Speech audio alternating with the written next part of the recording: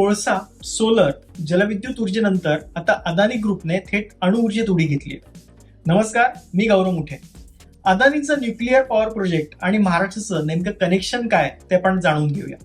देशातील ऊर्जा क्षेत्राचा विस्तार अधिक वेगाने करण्याच्या दिशेने अदानी समूहाने महत्वाचे पाऊल टाकत अदानी ॲटॉमिक एनर्जी या नव्या उपक्रमाची घोषणा केली आहे.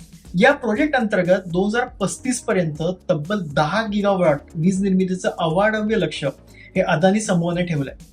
औष्णिक, सौर, जलविद्युत, वायू वीज निर्मिती आणि पॉवर सप्लाय अशा विविध क्षेत्रातील कंपन्या सध्या अदानी ग्रुप चालवतं.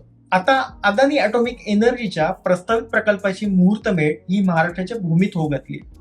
अदानींच्या म्हणण्यानुसार प्रकल्पाची जागा निश्चित झाली असून सध्याच्या इराण, अमेरिका आणि आखातील देशांमध्ये वाढलेल्या तणावामुळे ऊर्जा क्षेत्रात एक अनिश्चितता निर्माण झाली आहे आणि दुसरीकडे वाढत्या तापमानामुळे विजेची मागणी ही दिवसेंदिवस वाढते आहे.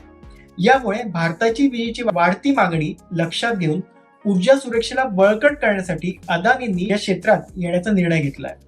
अदानींचा हा महाप्रकल्प आपल्या महाराष्ट्रातील रत्नागिरीत उभा राहणार आहे. प्रकल्पासाठी जागाही निश्चित झाल्यामुळे आणि 2035 पर्यंत 10 गिगावॉट क्षमतेचं उद्दिष्ट ठेवल्यामुळे महाराष्ट्राला स्वच्छ आणि 24 तास ऊर्जा मिळेल यात शंका नाही. अदानी ग्रुपने पायाभूत सुविधांमध्ये आतापर्यंत तब्बल 1.5 लाख कोटी रुपयांची रेकॉर्ड ब्रेक गुंतवणूक केली, जी देशातील एकूण खासगी गुंतवणुकीच्या 30% जास्त आहे. म्हणजे अदानी समूह ही सर्वाधिक गुंतवणूक करत आहे इन्फ्रास्ट्रक्चरवर.